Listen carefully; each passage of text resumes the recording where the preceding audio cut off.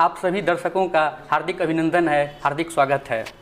मानवता के लिए उषा की किरण जगाने वाले हम, मानवता के लिए उषा की किरण जगाने वाले हम, शोषित पीड़ित दलित जनों के भाग्य जगाने वाले हम। आइए बेगूसराय के इसके भी स्टूडियो के खास पेशकश कहता बेगूसराय बढ़ता बेगूसराय में मैं आप सबों को मिलवाता हूं बछवाड़ा की एक ऐसी सशक्त से, एक ऐसे हस्ताक्षर से जो कि आपका आंचल संस्था के माध्यम से विभिन्न मुद्दाओं को और खास करके महिलाओं के विकास के लिए अपना काम कर रही हैं। वो और कोई नहीं, हमारी कामनी जी हैं। कामनी जी, आपका स्टूडियो में स्वागत है। आप सभी लोगों का मेरी तरफ से स्वागत है जी। मैं सर्वप्रथम यह चाहता हूँ कि आप अपने बारे में अपनी जवानी बेगूसराय के दर्शकों को बताएँ। जी, मैं कामनी कुमारी, मैं संस्था आपका आंचल की सेक्रेटरी हूँ और मेरा मैके जो है वो भगवानपुर ब्लॉक के अखा बिशनपुर गांव में है। और जिस गांव में मेरा मैके है वहाँ पर ज़्यादातर लोग जो हैं सो समाज के सबसे निचले पायदान पर रहने वाले लोग थे। और उस गांव में एक ही परिवार मेरा था जो मेरे पिताजी थे, जो कुछ पढ़े लिखे लोग थे और वहाँ के ज़्यादातर लोग अनपढ़ ही थे। तो मैं बचपन से, जिस समय मैं 5वां क्लास की विद्यार्थी थी, उसी समय से मैं बच्चों को पढ़ाने का काम करती थी निःशुल्क। मुझे अच्छा लगता था कि यदि इसको कुछ पढ़ा दें तो कुछ हम कर पाएंगे। तो उसी समय से मैं बच्चों को पढ़ाने का काम करती थी और 10वां क्लास जाते जाते हमारी शादी हो गई थी। और शादी होने के बाद हम साक्षरता मिशन से जुड़े थे। तो साक्षरता मिशन में उस समय महिलाएं घर से बाहर नहीं निकलती थी और साक्षरता मिशन में एक प्रखंड लीडरशिप में महिला की ज़रूरत थी। तो मेरे भाई के जो दोस्त थे वही वहाँ के ब्लॉक कोऑर्डिनेटर थे। तो बोले कि आपके पास 6 बहन है, उसमें से एक बहन को भेजिए तो मेरा ये प्रोग्राम सक्सेस होगा। तो मेरा भाई जो था वो बोला कि इसी को ज़्यादातर सामाजिक काम में रुचि है, इसी को भेज देते हैं। बाकी मेरी बहन सब पढ़ी लिखी भी हैं, लेकिन वो सबको सामाजिक गतिविधि से कोई उतना सरोकार नहीं था। मैं उस समय 10वां क्लास में पढ़ ही रही थी, तो हम ही को वहाँ भेजा गया। लेकिन वहाँ जाने के बाद हमको बिल्कुल ख़राब लगा था, क्योंकि वहाँ 85 हमारे साथी जो थे वो ट्रेनिंग ले रहे थे और महिला में मैं अकेली थी। तो मैं अपने भाई को बोली कि मैं उस सब में जाने वाली नहीं हूँ, मैं उसमें नहीं जाऊँगी, मैं जो काम करती हूँ मेरे लिए वही काफ़ी है। तो मेरा भाई बोला कि यदि तुम कल नहीं जाएगी उस ट्रेनिंग में तो तुमको बछवाड़ा भेज देंगे। मेरा ससुराल बछवाड़ा है। हमको लगा कि सही में हमको भेज देगा, उसके डर से हम उस प्रोग्राम में गए। और जब 3 दिन का हम ट्रेनिंग लिए तो मुझे पता चला कि जो काम हम कर रहे हैं उसके साथ साथ यदि इस काम को भी यदि हम करते हैं तो बहुत सारे महिलाओं की ज़िंदगी में हम सुधार ला सकते हैं। और एक नाटक हम देखे थे सबक, जिसमें बजबते दिखाया गया था कि उसका पति बाहर से चिट्ठी भेजता है, महिला पढ़ने के लिए नहीं जानती है, तो एक पढ़ा लिखा नौजवान है उसके घर से रुपये चुरा लेता है और उस महिला को बहुत सारी परेशानी होती है। तो हम साक्षरता मिशन से जुड़े। 1995 से हम साक्षरता मिशन में काम करना शुरू किए थे और गांव की महिलाओं को हम पढ़ाने लिखाने का काम करते थे। और जब उनके बीच हम जाते थे तो पढ़ने के साथ साथ महिलाएं अपनी समस्या को रखती रहती कि कभी बच्चे की समस्या, कभी पति की समस्या, कभी समाज की समस्या। और जब 1995 में मैं काम करती थी तो उस समय हमारे इलाके में कोई साइकिल नहीं चलाता था। तो जो मैं साइकिल से ब्लॉक आती थी काम करने के लिए, तो सड़क के किनारे लोग खड़ा होकर के हमको देखते थे कि, और जो छोटी छोटी बच्चियां थी वो हल्ला करती थी, माँ के देखिए देखिए एक छोरी साइकिल से जाए। सब लोग खड़ा होकर के हमको देखते थे, गांव के लोग, क्योंकि मेरे पिताजी पहले ही बताए हैं कि सिंगल परिवार थे। तो वहाँ मेरे पिताजी को बहुत सारे समस्या का सामना करना पड़ा कि तुम्हारी बेटी प्रमिला श्रीवास्तव बनेगी कि तुम इसको साइकिल से जो भेज रहा है। हमारे पिताजी बोले कोई बात नहीं, प्रमिला श्रीवास्तव बने या नहीं बने लेकिन एक अच्छा महिला ज़रूर बनेगी, इतना हमको विश्वास है और जो ये काम करती है इसके काम में हम कोई अवरोध नहीं डालेंगे। और उस समय मेरा भाई जो था वो हमको बहुत मदद करता था। वो अपने से साइकिल पे बैठा के हमको ले जाता था। और उस समय प्रमोद जी थे हमारे प्रखंड लीडरशिप में, वो हमेशा मेरे साथ रहते थे, घर तक पहुंचाते थे। और वहाँ से हम अपने काम का जो है वो शुरुआत किए थे। और जिस समय हम साइकिल से चलते थे, दुर्भाग्य कहिए या सौभाग्य हमारा कहिए उसी समय एक गीत चला था कि बुढ़वा के दिल के धक्का मार साइकिल से छोड़ी। जब हम साइकिल से जाते थे तो जितना भी लड़का लोग था खड़ा होकर के यही गीत गाने लगता था। कभी कभी मन में गुस्सा भी आता था, कभी कभी एक दो चार थप्पड़ दे भी देते थे। लेकिन जब हम समझे कि नहीं, इससे जितना हम उलझेंगे तो मेरा समय बर्बाद हो जाएगा, क्योंकि लड़ते थे, फिर गांव का लोग जुटता था तो वहाँ मेरा आधा घंटा समय बर्बाद हो जाता था। हम सोचे नहीं, गांव में एक कहावत है कि कौआ कर्रैत रहते और धान सुखैत रहते। ये मेरे दिमाग में आ गया और उसके बाद लोग बोलते गए, मेरे ऊपर कोई फर्क नहीं पड़ा और हम सामाजिक काम में जुटते रहे। 2000 में हम अपना ससुराल चले आए तो बछवाड़ा में भी एक अच्छा समाज हमको मिला। मैं अपने पति को बहुत बहुत धन्यवाद मैं देती हूँ कि मेरे पति वो कम, एक अच्छा दोस्त, एक अच्छा पिता के रूप में वो हमारे साथ रहे हमेशा। और वहाँ से आने के बाद मैं फिर साक्षरता अभियान से ही जुड़ी, लेकिन वो एक अभियान था, एक प्रोजेक्ट था, वो ख़त्म हो गया।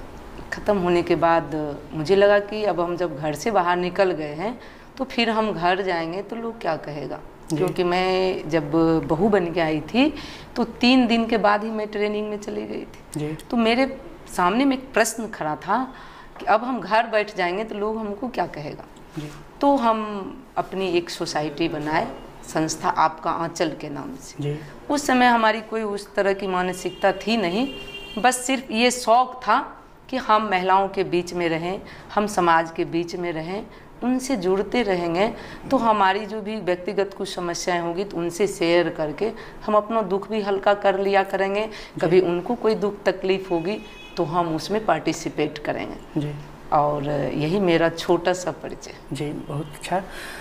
मैं आपसे ये जानने का प्रयास करना चाहता हूँ कि आमतौर पर देखा गया है कि समाज सेवा के क्षेत्र में अगर महिलाएं आती हैं तो खास करके शहर से आती हैं, और आप गांव में बहुत लोगों की मिसाल हैं, तो किस तरह के सफलताओं आपको मिलती गई और वो क्या क्या प्रमुख सफलताएं थीं जो कि आपको शुरुआती से लेकर के आज तक गतिशील रखा?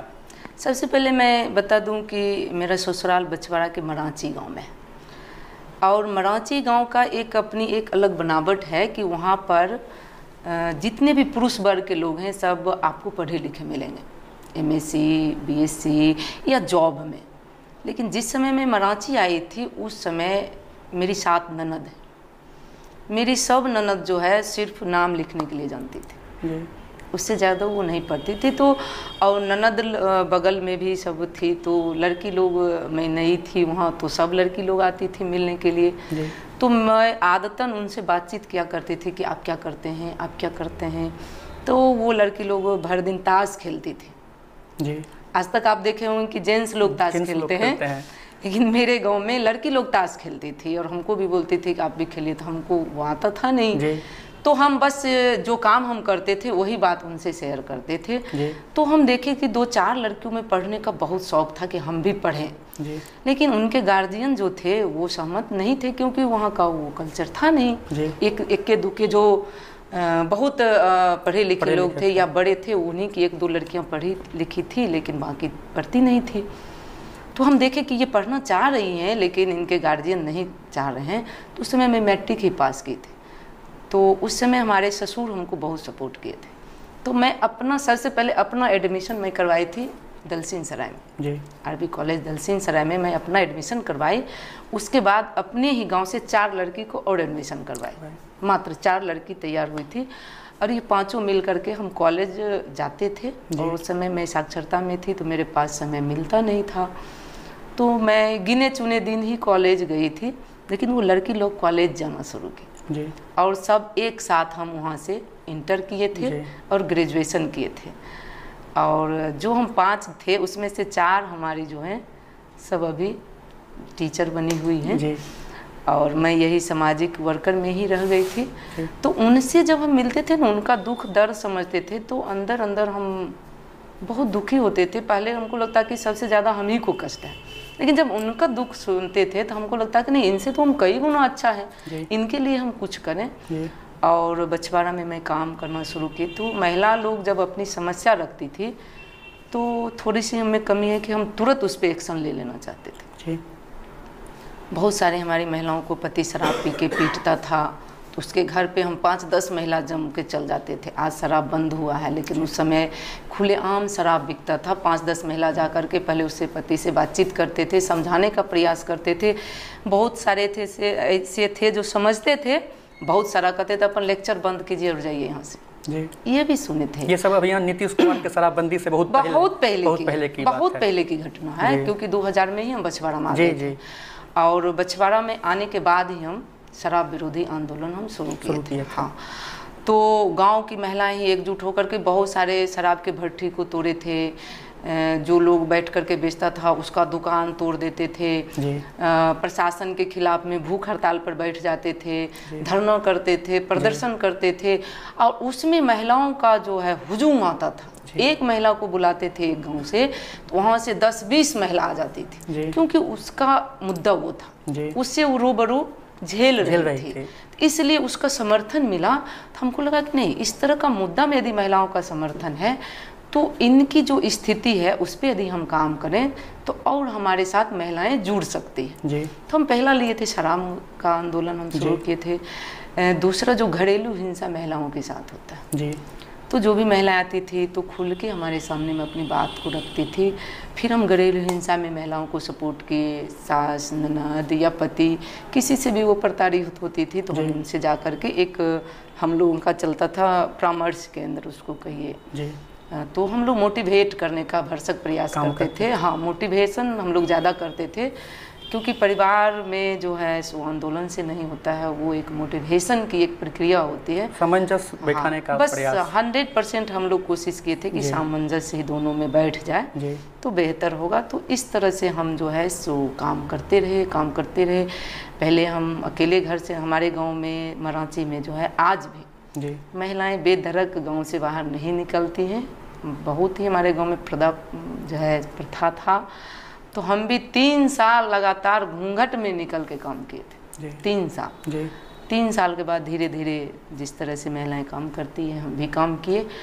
और आज हमारे साथ 17,000 महिलाएं बछवाड़ा की जुड़ी हुई हैं, जो कि विभिन्न तबके की हैं। आज ऑफिसर से लेके एक अंगूठा छाप भी महिलाएं हमारी टीम का हिस्सा हैं। दहेज प्रथा पे हम लोग आंदोलन किए। बाल विवाह, तो कई एक बाल विवाह को हमने रुकवाया है। आज नीतीश सरकार रुकवाए, आज कानून बनाए, लेकिन उस समय में हम लोग जो है सो बाल विवाह रोके थे। उस समय में हम लोग दहेज का खिलाफ किए थे। और वो चलिए हम लोग लड़ते रहे, तो कहीं न कहीं आप ही तरह के लोगों का कहीं आवाज़ बने।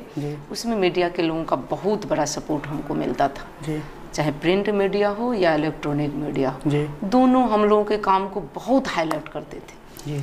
और धीरे धीरे आवाज़ बनते गया, आवाज़ उठते गया। तो आज शराब विरोधी कानून भी बना, दहेज प्रथा का भी कानून बन गया है और बाल विवाह का भी कानून बन गया। आज तो कानून में सब लोग बंध गए हैं, लेकिन जितना कानून बना है उतना ही जो है ये सारा चीज़ बढ़ गया। शराब विरोधी आंदोलन जो हम लोग किए थे, तो उस समय धड़ल्ले से शराब हमारे सामने में दुश्मन था, तो उसको हम सामने उसके ऊपर प्रहार करके उसको तोड़ते थे। लेकिन आज दुर्भाग्य कहिए कि दुश्मन सामने में नहीं है, लेकिन शराब बिक रहा है। बच्चे के बैग से लेकर के, और जो हमारे भविष्य हैं लड़का लोग जो 14, 15, 16, 17, 18, 19 इस आयु वर्ग के बच्चे जो हैं सो शराब में एकदम उसको अपना जीवन का सबसे बड़ा आधार मान लिए हैं, और 1 नंबर का व्यवसाय में उसको ले लिए। और हर घर अभी होम डिलीवरी हो रहा है, तो दुश्मन भी सामने नहीं है, लड़ना भी है। तो ये अभी हम लोगों के लिए बहुत बड़ी चुनौती के रूप में सामने खड़ी है। और प्रशासन भी कुछ जिस तरह से सपोर्ट करना चाहिए वो नहीं हो रहा है। तो अभी हम लोग उस मामले में थोड़ा सा कमज़ोर हो चुके हैं। और जब कानून बन गया तो थोड़ा सा हम लोग भी इधर ध्यान कम कर दिए, और महिलाओं को आत्मनिर्भर बनाने की ओर हम लोग प्रयास करने लगे। चाहे वो खेती में हो, पशुपालन में हो, बकरी पालन हो, मुर्गी पालन हो, ब्यूटी पार्लर हो या सिलाई कटाई हो, जो हो इसका छोटा जो है सो हम एक यूनिट लगाए हैं अपने बछवाड़ा में। अब बछवाड़ा कभी आइए तो झमटिया ढाला से लेके बाज़ार तक में तो आपको 30 से 40% महिलाएं आपको दुकान पे बैठी हुई मिलेगी आपको। कभी भी किसी भी समय जाइए तो महिलाएं हमारी दुकान पे बैठ करके उस दुकान को चलाती है। और हम लोग का एक ही नारा था कि यदि घर का यदि कमाऊ उसका पति है तो हम उसको सहेजने का काम करेंगे, और साइकिल के 2 चक्का हैं, दोनों मिल के यदि चलते हैं तो हमारा जो रास्ता है वो साफ होगा और मंजिल तक हम जाएंगे। तो यही सोच करके हम कोई महिलावादी समाज नहीं बनाना चाहते हैं। हम चाहते हैं कि पति और पत्नी दोनों मिल करके एक बढ़िया सा घर बना ले, और जब घर बढ़िया होगा तो समाज भी धीरे धीरे बढ़िया होगा। जो समाज जिस समय हम काम करते थे मेरा विरोध होता था, आज मुझे गर्व है कि गांव में भी कुछ उस तरह के काम होते हैं तो लोग हमसे मिलते हैं और पूछते हैं कि कुछ लोग तो हमको नेताजी नाम रख दिए हैं, कोई कामनी जी बोलते हैं, और जिस समय लोग हमारे ससुराल के लोग बोलते हैं ना कामनी जी, उस समय हमको बहुत खुशी होता है, क्योंकि महिलाओं को तो नाम भी समाज में गुण हो जाता है। क्योंकि हमारी गोतनी भी हैं बगल में, तो बढ़िया की है तो उसको लोग बढ़िया वाली कहता है, और आज बेटा हुआ है तो हर्ष की माँ उसको लोग बोलता है। लेकिन उस मामले में हम बहुत सौभाग्यशाली हैं कि आज मेरे नाम से मेरे अपने समाज में एक पहचान बना है। और बहुत सारे लोग पहले कहते थे ये शंभू जी की पत्नी है, और जब मैं कभी पति पत्नी दोनों साथ चलती हैं तो लोग कहता है ये कामनी जी की पति है, तो उनको भी बुरा नहीं लगता है और हमको तो बहुत खुशी मिलता है। जी, आपने जो बात कही कि महिलाओं को अपने कहीं ना कहीं लघु व्यवसाय से या उद्योग से अपने जुड़ने का काम किया, थोड़ा सा इसके सफ़र के बारे में बताएं, क्योंकि केवी स्टूडियो के दर्शक में महिलाओं का भी एक वर्ग है, तो आप उनको अपने एक संदेश के रूप में दें कि किस तरह से वो छोटे छोटे पैसे लगा करके वो अपने उद्योग को शुरू कर सकते हैं या कोई बिजनेस शुरू कर सकते हैं। ये जो हम आत्मनिर्भर बनाने के लिए महिलाओं का जो हम सोच रखे थे, एक बार हम लोगों का जो सोसाइटी है उसमें हम लोग ज़्यादातर मिलने जुलने का काम बहुत ज़्यादा करते हैं। दुख की घड़ी हो तब भी और सुख की घड़ी हो तब भी हम लोग एक दूसरे से बहुत मतलब अपनी बहन के यहाँ नहीं जाते हैं, लेकिन अपने जो हमारी टीम की मेंबर है उसके यहाँ हम चल जाते हैं। तो एक बार हमारे साथी हैं, नाम मैं यहाँ नहीं रखना चाहूँगी, उनके घर पे गए हुए थे। तो महिलाओं को आदत रहता है साज श्रृंगार से ज़्यादा उनको लगाव रहता है। तो एक बार उनके घर पे गए हुए थे तो कपड़ा बेचने वाला फेरी लगा के जो बेचता है वो आया हुआ था, और वो हमारी साथी थी, वो साड़ी देखी थी। मात्र उस समय वो साड़ी 125 रुपये का था जी। और वो अपने पति से 125 रुपये मांगे कि हमको 125 रुपया दे देते तो ये साड़ी हम लेते। तो उनका पति बोला अभी कल खाद देंगे खेत में, खाद देना ज़रूरी है कि तुमको साड़ी देना ज़रूरी है जी। हम पैसा तुमको नहीं देंगे। और वो पैसा नहीं दिए उसको जी। और वो पैसा लेकर अपना जो काम था उस काम में चले गए। हमारी साथी थी उस समय, वो उसको देखे तो हमको बहुत बुरा लगा था, उसका मन अंदर से देखे टूट गया था। जिस समय वो साड़ी देख रही थी तो उसके चेहरे पर काफ़ी खुशी था, और जब वो साड़ी उसको नहीं मिला था तो वो काफ़ी दुखी हुई थी। और उस समय हम 5-7 महिला गए थे उसके यहाँ। तो किसी के बैग में 20 रुपया था, किसी के बैग में 10 रुपया था, किसी के बैग में 5 रुपया था। हम लोग भी सामाजिक काम करते थे तो ज़्यादा पैसा था नहीं, तो उसका मन दुखी देखे तो हम लोग सब पैसा निकाल के जोड़े तो 150-200 हम लोग के करीब पैसा था। तो वो साड़ी खरीद करके उसको हम दे दिए। बाद में वो पैसा हम लोग को दे दी थी, ये नहीं था कि नहीं दे दी थी। तो उसी समय हम लोग सोचे थे कि कुछ न कुछ हम ज़रूर करें ताकि महिलाओं को हम इतनी सी पैसा के लिए अपने पति के आगे हाथ फैलाना नहीं पड़े। और उस समय हम सबसे पहला अपने से ही हम प्रयोग किए जी। सेल्फ हेल्प ग्रुप हम बनाए थे। उस समय DRDA से चलता था, तो बैंक हमको 6 महीना दौड़ाया था सेविंग अकाउंट खोलने के लिए। सेविंग अकाउंट भी खोलना नहीं चाहता था। और महिलाओं की मीटिंग हम रात में करते थे, क्योंकि बात पहले ही बता दिए थे कि हमारे गांव में महिलाओं को घर से बाहर निकलना मतलब नहीं था, वो नहीं निकल सकती थी, प्रतिबंध था। तो रात में हम लोग मीटिंग करते थे, और रात में मीटिंग किए थे तो जो हमारे घर में काम करती थी महिला उसको लिए थे, और 2-3 जो थे महिला जो पढ़ी लिखी थी उसको लेके हम ग्रुप बनाए थे। 12 महिला मिलके हम ग्रुप बनाए थे। तो हम लोग को लोन देने में बैंक 3 साल लगाया। तो वो अपना जो बचत हम 100 रुपया किए थे उससे जो हमारी महिला ये काम करती थी उसको दे दिए थे कि आप कुछ इससे कीजिए। तो बोले इससे हम क्या करेंगे, हमको तो कोई आइडिया नहीं है। उसके पास कोई आइडिया नहीं था। तो 500 रुपया से वो जो है उस समय में काम शुरू की थी अदौड़ी बनाने का जी। मात्र 500 रुपया से। अब वो अदौड़ी जो हम लोग थे ना वही उसका खरीद लेते थे, उससे ज़्यादा हम लोग नहीं बढ़ सके। हम बोले इससे तो कुछ होगा नहीं, तो बैंक में दबाव डाल के हम लोग लड़ के, आज भी हमको वो दिन याद है कि उस समय रजिस्टर मेंटेन होता था और 31 मार्च उसका होता है क्लोजिंग वर्ष। मतलब 8 दिन हम लोग दौड़े थे और उस समय हम लोग को क्लोजिंग डे ये वो उतना पता था नहीं। 31 मार्च का दिन आज भी हमको याद है कि हम अड़ गए थे, कहे थे आज यदि आप पैसा बैंक मैनेजर को बोले कि नहीं दीजिएगा तो ना आज आप घर जाइएगा ना हम जाएंगे। बस एक ही निर्णय लेकर के बैठ गए थे। 6 बज गया था शाम, तो बोले कि आज हमारा क्लोजिंग डेट है, नहीं देंगे पैसा, तो कहले ना आप जाइएगा ना हम जाएंगे। और 31 मार्च को हम 3 लाख रुपया लिए थे बैंक से। हाँ, और उससे हम सबसे पहला एक गाय खरीदे थे और गाय से हम अपना जो है वो शुरुआत किए थे। अपना जो ये जीवन स्तर है उसको शुरुआत आज भी हमको याद है। उस गाय को हम 15 लीटर दूध पे लाए थे और उस समय वो गाय हमको 20 लीटर 25 लीटर तक दूध दी थी और सब महिला एक गाय खरीदे थे। और उस गाय से फिर 2 गाय हुआ, फिर 3 हुआ, फिर 4 हुआ। आज मेरे पास 10 गाय है, 10 गाय है, 6 बच्चियाँ है। और हम उस मामले में बहुत खुश नसीब हैं कि मेरे पति जो है कोई उस तरह का जो है नशा सेवन नहीं करते हैं और खर्चा भी हम लोग का बहुत सामान्य है। तो उससे से बचाते गए और उसके बाद जब अपना सोसाइटी बनाए तो काम को देख करके फिर हम लोग नाबार्ड से टाई अप हुए। तो नाबार्ड से हम लोग को प्रोजेक्ट मिला, प्रोजेक्ट पे काम किए और आज जानिए कि हम अपने टीम से बिहार ग्रामीण बैंक से 1500 महिलाओं को GLG ग्रुप से जोड़ करके 50-50 हज़ार रुपये का ऋण दिलवाए। जो सब महिलाएं आज जो है गाय खरीदी है, कुछ खेती कर रही हैं, कुछ छोटा दुकान कर ली है।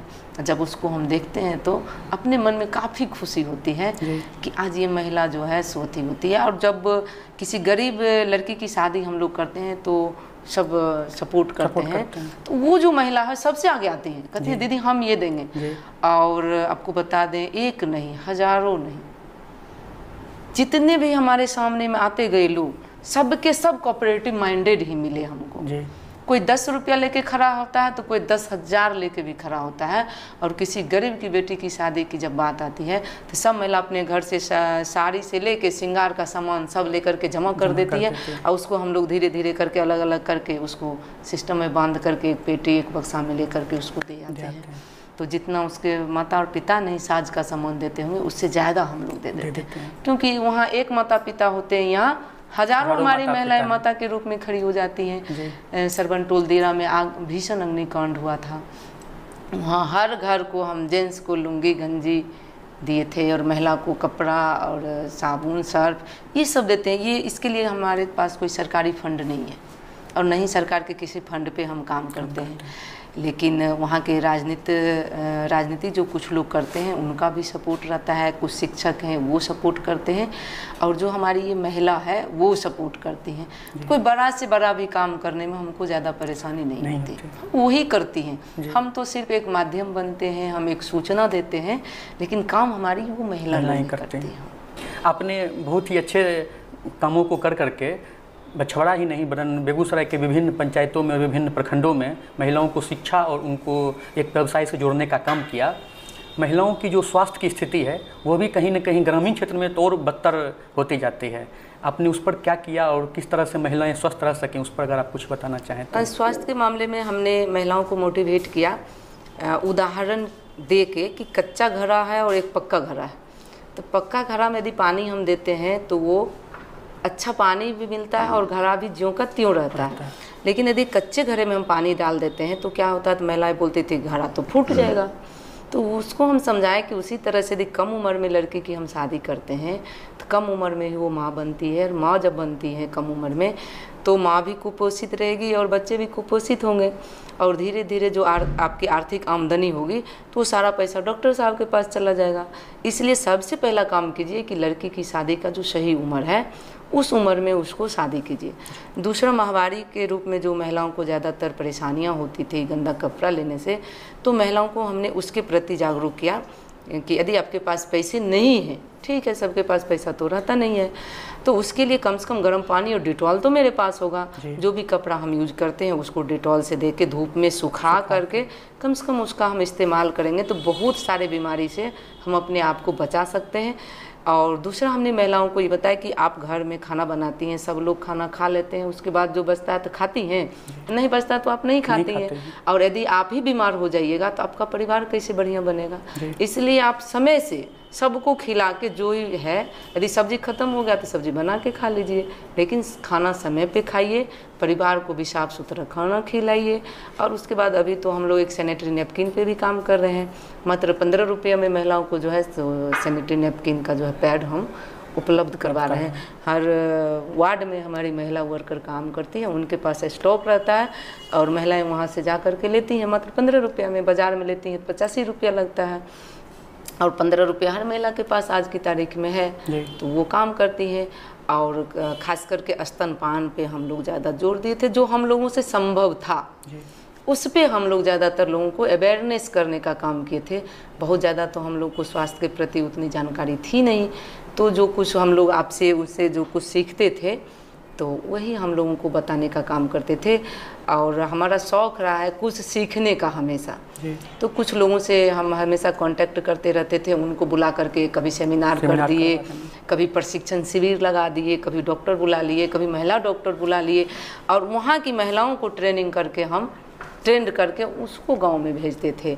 और किशोरावस्था में क्या क्या परेशानियां होती है लड़की को समाज में, उस समय कैसे हमको फेस करना चाहिए, तो इस तरह का भी हमने काम किया। और 250 लड़कियों को थाना के सहयोग से हमने ट्रेंड करवाया था जूडो कराटे, और कैसे हम सामने वाले से हम आत्मरक्षा कर सकते हैं, उसका हम कैसे फेस कर सकते हैं। इस तरह से महिलाओं को हम लड़कियों को भी करवाए थे। उस समय सुनील कुमार थानाध्यक्ष थे और उसमें से अभी 45 हमारी लड़कियां अभी बिहार पुलिस में हैं। तो ये सब धीरे धीरे कुछ से कुछ हम जो है ना सो करते रहते हैं। जी, हम केवी स्टूडियो के माध्यम से आपसे एक संदेश के लिए एक आपसे वक्तव्य चाहते हैं कि आजकल की जो लड़कियां हैं और ख़ास करके महिलाएं हैं, उनको आप क्या संदेश देना चाहती हैं? अभी जो ये वर्तमान दौर गुजर रहा है, खास करके अभी पूरे दुनिया जो है वो परेशान है। एक व्यक्ति नहीं, पूरा दुनिया परेशान है। और ख़ास करके महिलाओं की स्थिति जो है अभी बहुत ही बदतर। घर की जिम्मेवारी, बाहर की जिम्मेवारी और इस कोरोना काल में उसका जीना जो है बहुत दुर्लभ हो गया। अभी धैर्य, संयम और आपसी सहयोग से इस जो समस्या का है वो सामना करें, घबराएं नहीं। जब अच्छा दिन नहीं रहा है तो ये बुरा दिन भी नहीं रहेगा। धैर्य से आप जहाँ हैं, जो काम को कर रहे हैं उस काम को करते रहिए और एक दूसरे का हाथ थामे रहिए। हाथ मिलाइए, ये कोई बड़ी बात नहीं है, लेकिन हाथ थामे ज़रूर रहिए। बहुत ज़्यादा नहीं तो उसको मोटिवेट ज़रूर कीजिए। और जब रात होता है तो सुबह होता ही है, सुबह होगा ही, एकदम गारंटी है कि सुबह आने वाला सुबह जो है हर लोगों के लिए बहुत बढ़िया होगा। संयम के साथ अपने परिवार के जो आपके ऊपर जिम्मेवारी है उसको निर्वहन करते हुए आप आगे आए और अपने पैर पर खड़ा होने के लिए आप हमेशा प्रयास कीजिए। हमारी जब भी ज़रूरत आपको होगी, मेरा ऑफिस बछवाड़ा प्रखंड के जस्ट बगल में है, आप संपर्क करें। महिलाओं के लिए हम अपनी पूरी ज़िंदगी निछावर कर चुके हैं, क्योंकि मैं पहले MSc कर ली हूँ, लॉ की हुई हूँ, फिर भी नौकरी करने का मुझे कोई शौक़ नहीं है। महिलाओं के बीच रहना मुझे बहुत अच्छा लगता है। तो आप हमसे जुड़ें, हम आपके साथ रहें। आप केवी स्टूडियो में आए और अपनी बातों को यहाँ पर रखा, इसके लिए आपको केवी स्टूडियो की ओर से बहुत बहुत धन्यवाद। जी, आप हमको यहाँ बुलाए, इसके लिए आपके पूरे टीम को मेरे तरफ से बहुत बहुत धन्यवाद कि आपने मौका दिया महिलाओं के बीच में रखने के लिए, आपके बीच में रखने के लिए। आप जो कुछ भी जानना चाहें, हमने बहुत कोशिश की कि हम आपको अपने बारे में कुछ बताएं। समय कम था तो डूबते हुए सूरज ने पूछा कि रात में जग की रखवाली कौन करेगा, तो टिमटिमाते हुए दिए ने कहा मैं भरपूर प्रयास करूंगा। तो इस समाज में मैं भरपूर प्रयास करूंगी दिए की तरह उजाला फैलाने के लिए। धन्यवाद। मैं कामनी कुमारी, मेरी बात को सुनने के लिए केवी स्टूडियो के YouTube channel stars of Begusarai को सब्सक्राइब करें, शेयर करें। धन्यवाद।